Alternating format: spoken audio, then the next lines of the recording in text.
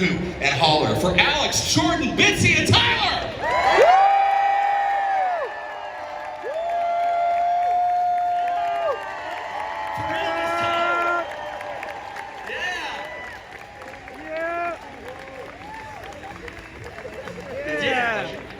That's fun too. Hey. Hello, everybody.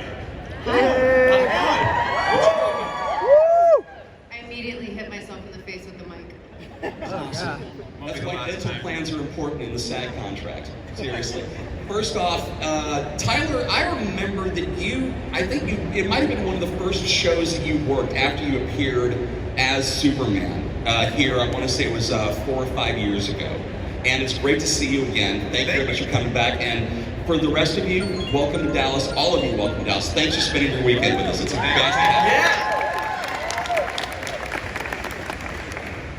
Bitsie, I wanted to start with you because I was sitting there looking at the program, and I'm sitting there, okay, study. Not Elizabeth Bitsie, but it's not a diminutive. Talk a little bit about the name that you're actually honoring by using Bitsie. Elizabeth was my grandmother's name. She went by Betty. Bitsie was her husband, my grandfather. His name was Walter Scott Tulloch, and he was a bomber pilot in the Air Force. And when he was little, his older sister, Catherine, just started calling him Itsy Bitsy Baby. And then the nickname stuck for him. And then when I was born, he passed away when I was 11, so I didn't have as much time with him as I would have liked, but we were really attached at the hip. And so people started calling me Bitsie as well. And yeah. Very great. The show took a break this week so we could all basically catch all right, there may be spoilers in here, so who's not up to speed on the show? All right, I'm not going to tell you to plug your ears and do that because we're in the middle of this thing, but we did take a week off after some really, really horrifying bits from the inverse. So, with 2 episodes to go in this season, with everything else on the line, what can viewers expect in as spoiler-free nature as possible? Because you started taking flying lessons, you had to also figure out that your girlfriend can never see you again. Your sister may or may not have finally shrugged off the inverse cult, and you're in a hospital bed. So what can we expect from the last 2 hours of this thing? Because good God, man. I think you can expect to see people taking risks that you've never seen them take before, and I feel like that's saying something when it comes to Superman and the family. So I think you're going to see people really grasping for straws to see how they can get out of it. There has to be some kind of resource for each of you, because the story is so dense, there's so much more. In the Berlantiverse, that says a lot, but there's interwoven characters from a decade of Berlantiverse shows, and as they were rolling you two out into, from Crisis and Infinite Earths all the way to Supergirl, to your own shows, it starts to become more and more intricate. And I'm curious if there's a resource you go to when you're going through your script read at the beginning of the week and you're saying, I'm sorry, I'm lost. What was this again? So is there a resource like that available for you? The internet. Yeah. But who can trust that? It lies all the time. I mean, I guess if I really was perplexed, I would reach out to Todd Helbing, who's our amazing showrunner. And if he doesn't know, we have a couple writers on the staff who know everything there is to know about the comics. And if he's not sure, if he's like, oh, this is really more of a question for like Adam, and then I would reach out to him and ask. And in the beginning, I remember I was trying to catch up experience-wise. I was really young when I was signed on to the show. And I wanted to make sure I was doing it right. So I would call up the writers often and make sure that what I was doing was along their, around, doing the best I can out here, living vicariously. In Dallas, let's hear it for Dallas!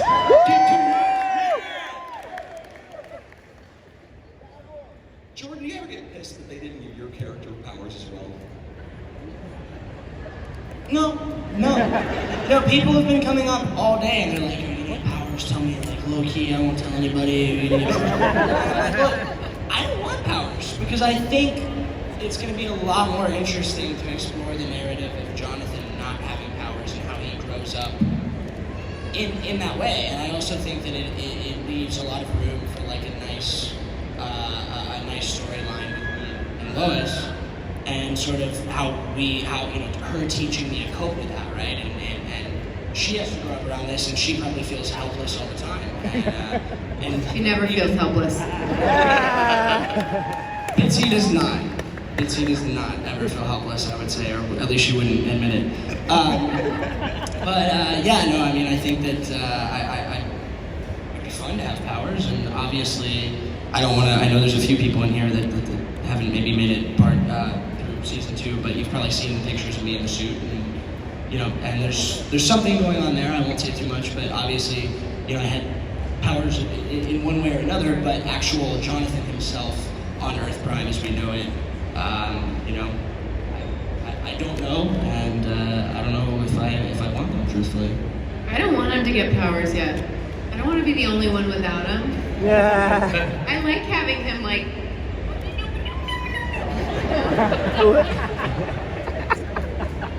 The last episode where you're showing your son how to actually fly in the Fortress of Solitude and through the Beggar's Canyon Run, which, if there's ever a joke that will never get old, it's, wow, that's a pop culture reference from the 80s. What does that mean? Because, good God. But I don't think I've ever seen that much glee on Superman's face than when you were actually watching him fly correctly. Did the directors basically go, just let loose with it, just give it all of it? I specifically remember that because Alex and I were working here the other day. Every once in a while there's something in the script and we'll do it once or twice. And for whatever reason, I'm just I have to do it once where it's not all the way for some reason to realize that it needs to be. So we did the thing where we land together and I'm like, oh my God, that was amazing, that was so cool. And compared to what ended up on screen, I probably did like 50 to 60% of that, and they cut, and they're just making some adjustments, and I went up to Alex and I was like, hey, I think I'm gonna have to go like all the way with this. And he was like, really? I'm like, yeah. I was like, just be ready on this next one. I was like, it's gonna be a lot. He's like, okay. So the next one we did it, yelling and screaming like crazy, and the director was like, that was great. I was like, I know it needs to be everything. Just like, that's the thing for me with Clark, like we don't get to do the Metropolis, like him kind of being the goofy, stumbling, bumbling guy. So for me, it's like, okay, what takes the place of that? Because it is such a special part of Clark Kent. And for me, it's like seeing him as excited as a human being can possibly be as Dad. So that's always really fun. And so then it eventually evolved into Alex and I jumping up and down, holding each other. And it was just, yeah. So it's fun when those moments come up. It takes me usually a take to realize that it needs to be that, but eventually it just goes like, all right, let's dial it to 100. And that was my first real experience also going up and staying up for quite some time. There were points like in episode 9 where he flies for a bit. He keeps flying for a bit even in episode 11, but really doing that horizontal. And basically what they do is they put you in a thing called a tuning fork that looks like this. And my hips are on my fingers. So really what it is this massive trunk lift that you're doing for all this time. I don't know how Tyler does it constantly, except that it's brutal. Superman. And it was really fun getting to actually kind of fly for the first time while my character was really flying for the first time. Believe me, the look of joy on my face started to evaporate by the end of the day as my back started to give out on me. That's the real reason why you don't want powers, isn't it? Because you don't want to have to run around in that rig. I did that like twice, and I was like, I'm done. It's not gonna happen again, especially because the tuning fork is one thing, right? Because you kind of, you have support kind of like under your hips, but then there's another one that, I don't know if Tyler knows what it's called, where you're just like free floating, and it's just like all over, like it's just like digging into your hips and your back and other areas, it's just rough, Find a movie called The Puma Man on Mystery Science Theater 3000. You'll know what flying is not supposed to look like. Trust me on that title. Let's start over here with you. Okay, I didn't expect you to come to me so Surprise! Okay, so, hello. My name is Jordan. I know I already talked to the twins. Yeah. Yes, so we have a lot of Jordans in the house. So, my question is for Tyler, and so if y'all don't know, Tyler voices Sephiroth in Final Fantasy VII Remake, and he does an incredible job at it. So I know you've answered a question kind of similar to this, but my question, I don't think you've answered this before, so anyway, I'll get to it. Who do you think would win in a fight, Sephiroth or Superman? Oh, Superman, come on. Why do you think that? Just because. Superman. Valid. No, I mean, it's funny. I mean, I've gotten more into the mythology of Sephiroth and everything, and there's obviously something very special about him as well. But I just feel like, I don't know, I spend more time with Superman, so I feel a stronger loyalty there. Plus my family's here, I don't know if I'm in trouble. Yeah. I got you. Thank you so much. Thank you. Plus, you're contractually obligated to say Superman at this point. All right, right back over here. So my question was actually about the flying rig, just for Tyler mainly, because you do it mostly. How do you emotionally deal with like 8 hours of being lifted up and down? Honest answer, the first time I did it on Supergirl, I remember they kept telling me like, hey, let us know when you need breaks, like it can be a lot. And I remember my answer was, my dad's probably on hour 18 of his 24-hour shift right now, so like, I'm good. Like, that's really, for me, it's just kind of a perspective thing. So it is a lot, but I also signed up for the job, so there's really not my place to complain about it. I knew that's what it was gonna be. And genuinely, like, everybody has difficult things about what they do in life, generally, or work, or whatever. And for me, it's, you know, my dad still works 24-hour shifts at the hospital, so I can stand a few more hours in the rig. Is he a doctor? He's an ER doc, yeah. That's proving an absolute money time. Thank you for your service, especially over the last couple of years. Good God. Right over here. Hello. I have a question for my friend over there, Stetson. He would absolutely die if y'all said anything to him. But What's up, Sensei? it's for Tyler. That's it.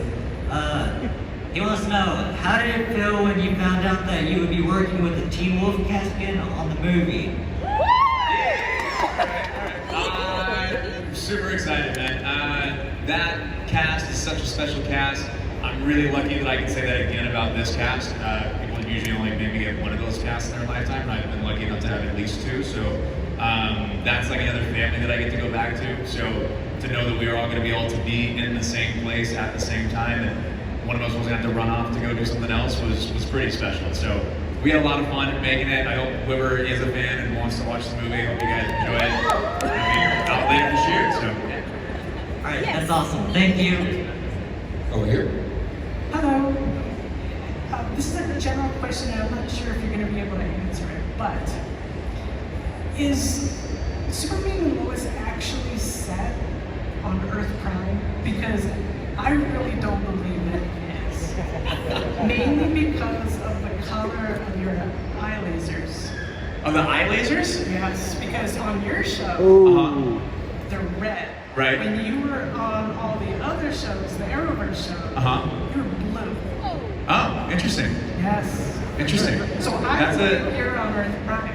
Well, that's probably strictly a VFX question, like who's doing it. I was thinking it was a plot point for season 3. I think you're going deeper than the rest of us are going. No, but honestly, I mean, it could be a VFX choice they want to do with the show that tonally is different. The colors on our show are different than a lot of the other shows, so it's actually part of it. Yeah, so there's a lot of things about it, but I also know that like Todd Helming has said, like, you know, these last couple episodes are gonna be a lot of answers to a lot of questions and things like that. So I'd say, good tease. You have 2 episodes to go. Watch the next 2 weeks. You get a bunch of answers. But for sure you're on Earth Prime? I said you'll get a bunch of answers in 2 weeks. It's not even 2 weeks, it's like 10 days. Alright, thank you, I appreciate it. NDA. Right over here. Yeah, I like my job. Don't make me lose it, all right? Hi guys, how you doing? I just wanted to say that I really, really love the show, and in my opinion, it's like a million times better than anything they've been doing on the big screen for the last few years. It's true. Tyler, you bring a humanity back to Superman that makes him Superman, and Bitsie, you're everything I wanted in Lois that Amy Allen was not. Controversial. Shots fired. Just thought to ask, you think any comparisons between your portrayals and the movie portrayals and what fans in general think? Any comparisons? Yeah, have you gotten any from the fans? I've never seen any iteration other than a couple of the Donner films. I love Amy Adams as an actress. I've never seen those films. I think Tyler and I both have very little exposure. Don't watch them. But I think it was because when we got the roles, I think we just trusted that we were cast for a reason, and whatever we were bringing to it is like what they wanted to see in this current iteration. So I think it's very natural and normal to make comparisons, and people have favorites. You have clearly expressed yours. a little vague, I'm thinking. Yeah, but yeah, we just hope we're doing. The only thing we can do is like the best I can do in this moment, for this moment. There will be another Lois Lane after me. There will be another Superman after him. It is what it is, and for now, I think we both feel very grateful that we get to, embody such cool characters and such iconic characters. Thanks, you're doing a great job. And let's hear it for Bitsie's performance as Lois Lane, making history and doing that. Gotta tell you, you brought that Margot Kidder sass, and I'm sure that the producers are telling you, don't bring any of the baggage from a previous performance into Superman or Lois. We don't, just so it's clear, we don't get that kind of specific direction. Oh, great. No, this has been something that, from my very first conversation with Greg Berlanti back in 2015 or 16, whatever that was, to like all of our early talks with Todd Helbing and the show and stuff, everything is very much focused. It's kind of like, for me, it's like a sports thing, like a locker room thing, where it's like, we focus on our team, the media talks about all the other teams and everything. It's like, we're just focusing on what our team is doing. Like, it's very much the same. Like, we focus on what we're doing. We don't, everybody's gonna have their favorites, like she said. So people are gonna compare, but like, we don't sit there and do that. Like, our time is spent on what are we doing and how do we do that the best that we can to suit this story. And it's really like that simple. Love that. Totally love that. Right over here. Hey, this might be like a bland question, but it's for all of you. What is your biggest inspiration? What gets you up out of bed every morning? And what's that driving force for you? Literally, my daughter gets me up out of bed every morning. So I was dating this guy. Actually, the worst guy I ever dated. Oh, God. I'm not gonna say his name. But he R2D2. He said something to me once that it was so poignant, and I think he was just struggling at that moment, and he said, I woke up today. Today was not promised me. And I think about that a lot. So I would say it's really just trying to, I try to live my life with an extreme amount of gratitude. Alex? Me? What gets you out of bed every morning? My alarm clock. Not always. Sorry, it only happened once and I'll never let him live it down. I was late once. This is gonna sound so cheesy, but it's all of you guys. It's getting to sit at that table, and even the people that don't buy anything. I just talked to them for so long about how this show has brought a whole family together, and what a gift that is. You know what I mean? To work on a show where little kids enjoy it for their own reasons, teenagers enjoy it for their reasons. A lot of our storyline, and adults enjoy it for the adult storyline that is them raising us. That's magical. That doesn't happen very often. So no matter the size of the audience of the show, and it is considerable, it's large, but no matter the spread, the depth that each of the fans have for this show is incredible. And that's why I do it. And that and the paycheck. No. Yeah. But seriously, that is why I'm thrilled to be working on this show. And it's not just a show that, were I to get it at that point in my career, I would have said yes. But there's a reason that I show up with a smile every day. It's all of you guys. Jordan. I would say I get up out of bed every day to fight. To fight for myself, and to fight for my family, and to fight to be a better person, to be able to serve my family, to be able to serve God, to be able to serve my friends. But I think it's important that you know, I think that the forefront of that for me is definitely my family. You know, my mom, my parents, my brother. I know they're gonna have my back no matter what. No matter what happens, you know, I could be anywhere right now, and I know that they've got me 100% all the way through. And I think that's just important to keep in mind. You know, we're all living in a tough time right now. We're all going through something. And I think, you know, if we wake up in the morning and we just strive to make the right choices as consistently as we can, and we're easy on ourselves and forgiving of ourselves, and, you know, things will get better. Things will get better. It's just always good to look ahead and focus on, not on the past, but the future, the present, and what you can do to better those things. So.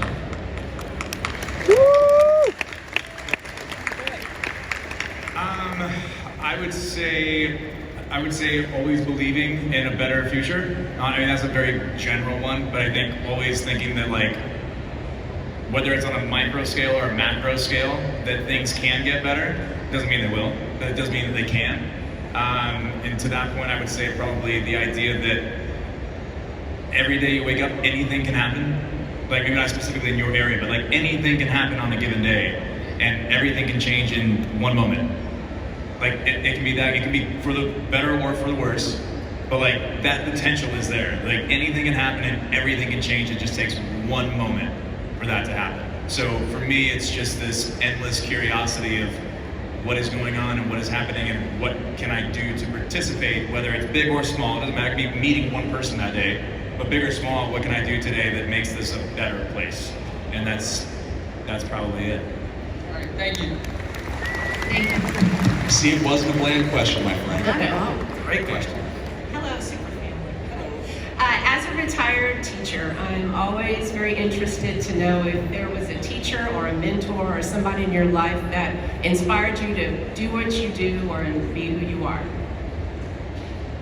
I always say outside of my parents and my immediate family, my high school baseball coach, the most influential person in my life, for sure. Just in how I approach things and deal with things and handle adversity and things like that. How I work together in a team aspect, all those things. My high school baseball coach and teammates, hands down. So thank you for what you do, because you guys are heroes. There was, it must have been my senior year of high school. I was doing very academic, and I was doing a lot of AP classes, and Mr. Floyd, who was this Irish guy, taught my AP, I call it BC calculus, which was like an advanced calculus course, and he knew I was really overwhelmed by my workload and all the classes I was taking, and he would meet me there early, sometimes to just help me work on stuff that I couldn't wrap my head around or didn't really have time to, and he did not have to do that. And I think about him often and just how kind he was. And yeah, man, teachers are awesome. Thank you.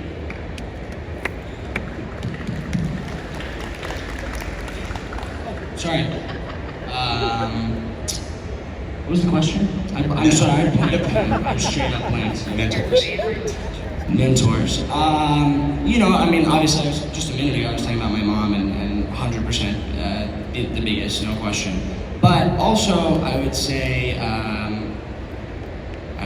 just a lot of the friends I grew up with taught me a lot of different things, and I think that anybody can be a mentor, and it's not necessarily, you know, I can't think of anybody in specific, but I would say that anybody can be a mentor, and a mentor doesn't have to mean that they are mentoring you in a positive way. I think that you can see somebody that you perceive as a mentor initially, and you come to realize that maybe they're not who you thought they were initially, and maybe there's somebody that you can learn, like, oh, I thought this was what I wanted, but in reality, maybe there are repercussions from that aren't so good. And So, I mean, you can learn from all different kinds of people, but I think to look for people, when you're getting advice from people, I think it's important. Like, I'm not gonna get financial advice from a homeless man, right? Like, you wanna see somebody that you see that they have the success that they claim they do, and then go based off of that, and not just somebody that speaks big and talks big and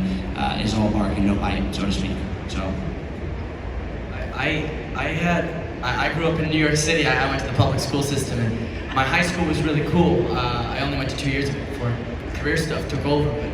But my high school was this arts high school, and it was really fancy. It was one from Fame, right? It was the everyone goes there. It was cool. But the teacher that changed my life was in my middle school. My middle school was pretty underprivileged. All the kids were really poor, and I was really badly bullied. I mean, I was an obnoxious little piece of work, and I still am. But man, I was getting jumped every day. I was getting the crap beat out of me. It was rough there. But there was this one teacher, Mr. Winterfield, who I really want to see again. Actually, he was my science teacher, and I loved science at the time. It was actually what I wanted to be at the time. I wanted to be a physicist.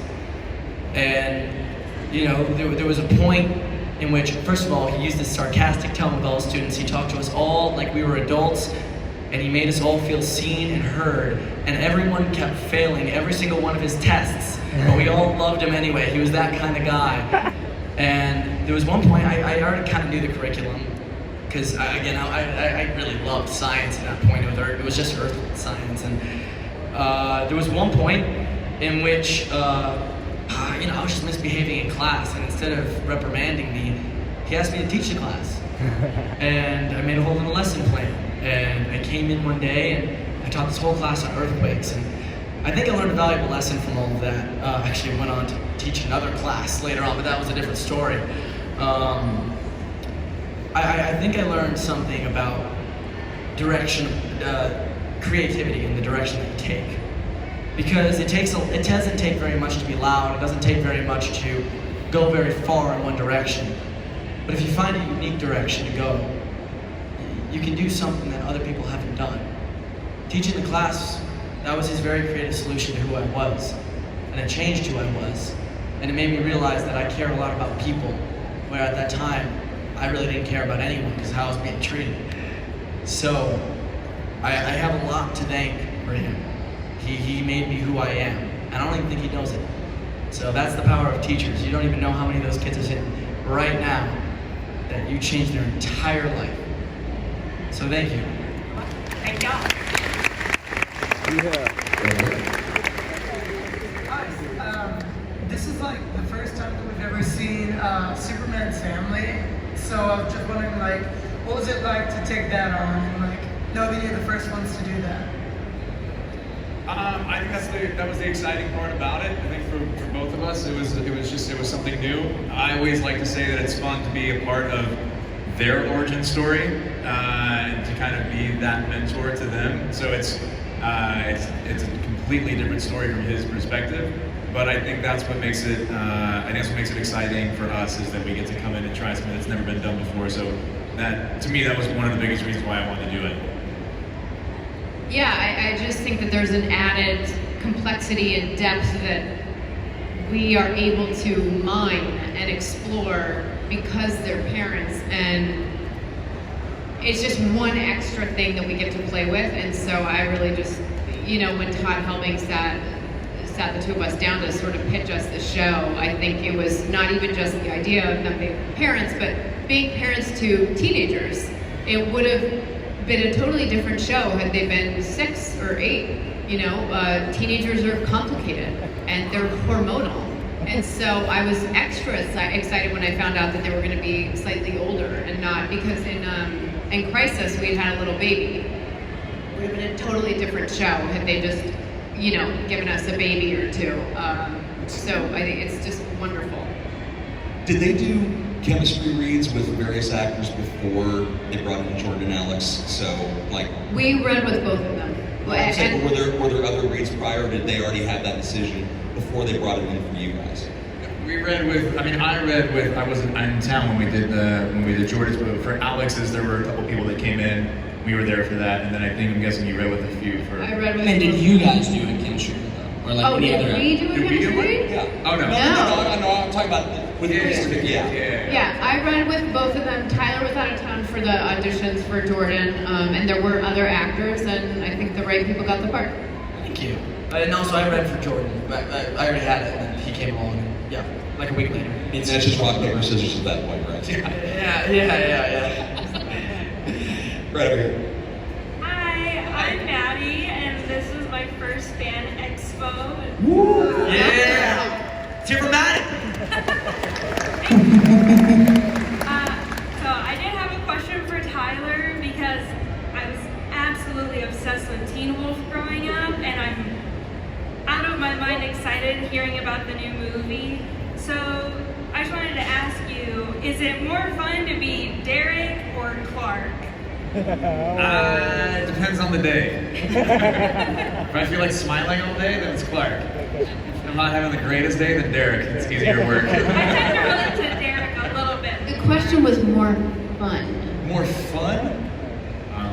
So you can't do this. I told you, my two groups of best friends are honestly from this show and from that show. So it's impossible. It's a win-win. It's a win-win. I'd never actually pick one over the other. Thank you. I'm very lucky for that. So I'm sorry, it's a boring answer though. We are running short on time, so let's go as rapid fire with as many people as we possibly can. Let's go over here first. Hey, my name is Aaron, and I actually have a twin brother. So Jonathan and Jordan's relationship has been like one of my favorite parts of the show, hands down. How we doing? My question is for all of you, or any of you, in season 2, when we see like the Bizarro or the Inverse, there's a lot of like songs from the band Ween. I just wondered like if you all knew who was involved in that, like whose idea that was, or how that came about too. I don't know whose idea that was, but I do know every time they talked to us about it, they were really excited about it. So it was definitely like a very intentional thing. I just don't know whose original intention that was. The band's name is called Ween? Yes. Yeah, it started in one I've never heard of that. Yeah. Well, I'm glad you're enjoying it, it sounds like. It's been great, yeah. All right, good. They're a very interesting and peculiar band. Have fun while listening to them. I'm going to. Yeah. Good God, yeah. Right over here.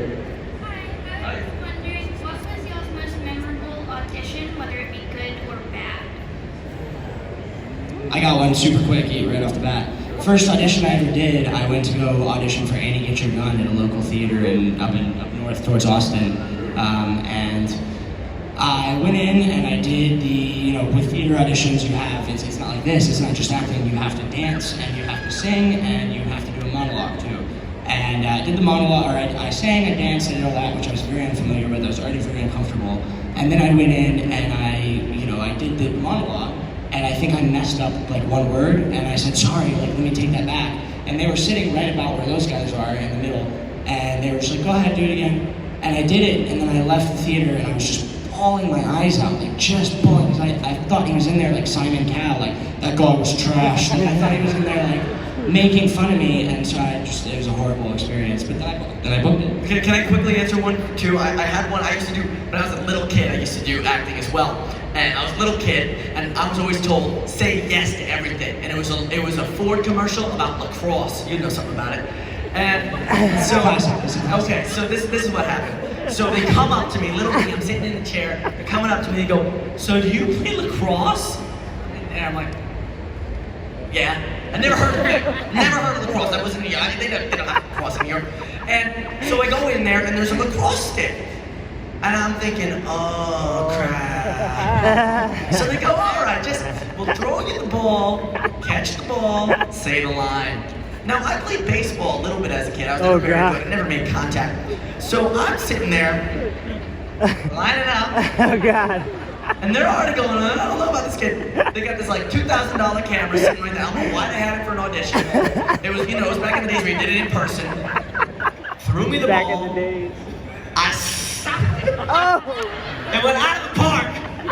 I was feeling good about myself, but then it started bouncing around the room right by the camera. They're like, oh, crap. So they're like, all right, place the ball on the ground. Pick up the ball. And I'm like, oh, I got this, easy. Go comes back around and they just come up to me and they go, "You don't play the cross, do you?" I was just sitting there, I was like, "No." I didn't get the audition. Is it cool if we, just to get to other questions, if we skip over? No, dang it. That was worth. How are you guys doing? Good, how you doing? Good. I'll make this really fast. Tyler, man, you guys are crushing season 2. And that scene with you and Bitsie in the Bizarro world, when she's leaving and you guys are arguing, that, I was like, wow. Like, I mean, and the other scene that you had with Jordan and when you're talking to him and he's on the bed, that whole scene, I had to call my mom and tell her I'm sorry for all the crap I used to do as a kid.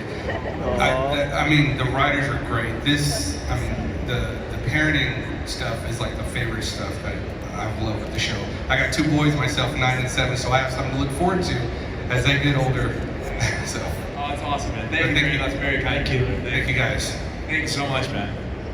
You have the last question. Make it a good one. All right. I'm a huge fan. I love your portrayals of Lois and Clark. I'm a huge fan from way back in the day when they had like Dean Cain and Terry Hatcher on TV. So my question is, for all of you, you got to play your inverse characters this season. Which of you prefer your inverse character to your main material playing character, or Prime, or? Yeah. My inverse character had some great hair. That's debatable.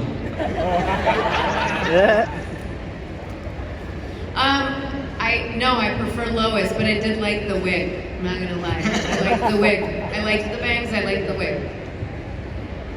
I loved it. I thought it was sick. I thought it was an absolute blast. Straight up, it was some of the most fun I'd probably ever had playing any character. Just because like it was so opposite, and I really wanted to milk that and really like make that clear differentiation between, you know, Jonathan and Bizarro John. I mean, I thought, you know, I was like, how can I make this as different as possible? And I think I did. And I mean, I was happy with how it came out.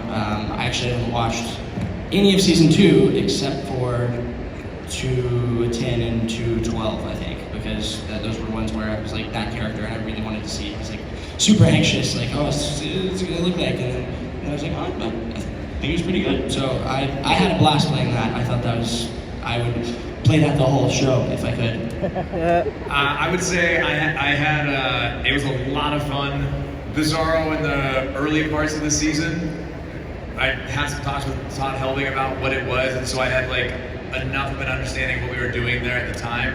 But by the time we got to the flashback episode on the Inverse Earth, that was, for an episode, that was about the most fun I've had shooting on the show, because with Superman, there are a lot of rules and boundaries and things you have to play within, and I appreciate that about him, and that's what I do like about him. So I will say, the scene with Bitsie in the front yard, like, those are things I never get to do as Clark or as Superman. So it was extremely fun for an episode, but on a day-to-day basis, I still prefer Superman. Yeah. All right, thank you. And I hope you stole one of those little jackets, Jordan. Yeah, No, I stole the red pants. Yeah.